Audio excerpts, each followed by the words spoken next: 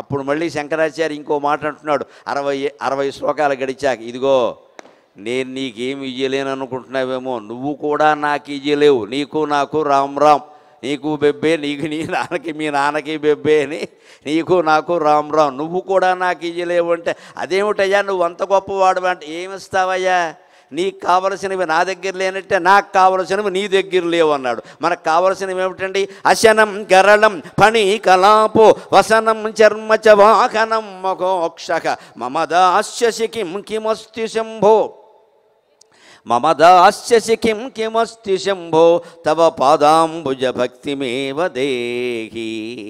మనకు ఆహారం కావాలి, ఆహారం శివుడి దగ్గర లేదండి. మనకు కావలసిన ఆహారం ఏమిటి?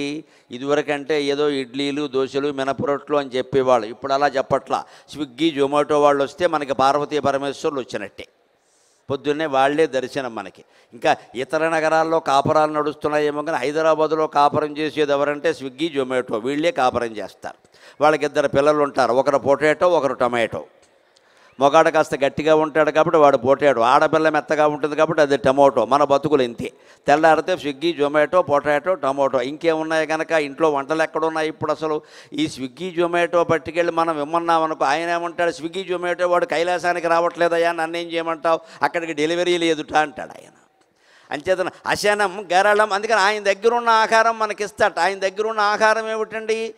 దేవతలు సహా రాక్షసులు సహా సమస్త గణాలు కూడా భయపడిపోతూ ఉంటే భయంకరమైన విషాన్ని సేవించాడు ఆయన.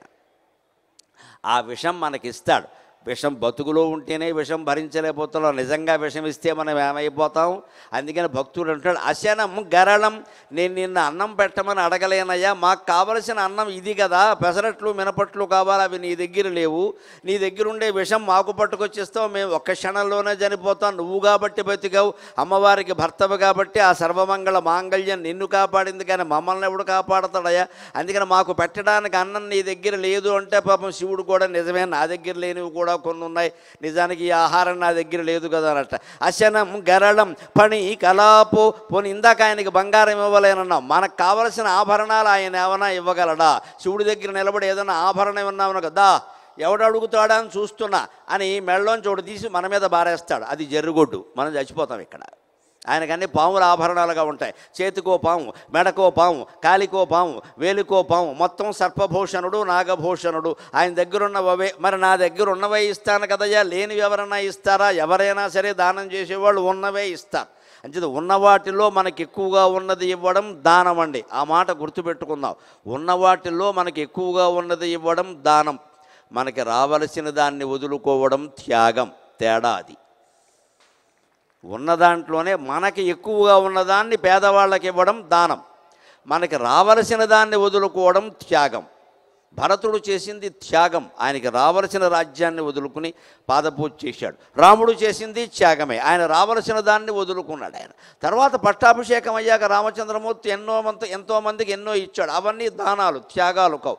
మనం చేసినా అంతే, మనకి ఉన్నదాన్ని ఎవరికైనా అదనంగా ఉంటే ఇచ్చేస్తే అది దానం, మనకి రావలసిన దాన్ని వదులుకుంటే త్యాగం. ఈ రెండింటికంటే ఉన్నతమైనది ఒకటి ఉంది, మనం ఇచ్చినా మనకెవరైనా ఇచ్చినా దాన్ని పరమేశ్వరార్పణంగా భావిస్తే దాన్ని కర్మ పరిత్యాగం అంటారు. అది అన్నిటికంటే గొప్పది, దాన్ని పరిత్యాగం అంటారు. త్యాగం కంటే గొప్పది. మనకి ఎవరిచ్చినా సరే, మనం ఎవరికి ఇచ్చినా సరే, కృష్ణార్పణం, శివార్పణం, రామార్పణం, పరమేశ్వరార్పణం అని ఇచ్చేస్తే ఎవరికి ఇచ్చామన్న విషయం కూడా మర్చిపోతే దాన్ని పరిత్యాగం అంటారు. అంతకు మించింది లేదండి. అందుకని శివుడు ఇక్కడ అన్నం పెడతానంటే విషం పెడతానంటున్నావు, పోనీ ఆభరణాలు ఏమన్నా ఇమ్మంటావా అంటే మనం ఆభరణాలు అడిగామనుకోండి, మెళ్ళ ఉండే పాము మన మీద వేస్తాడు. పని కలాపో, ఆ పాములు మనం ఆభరణాలుగా ధరించలేము కదా.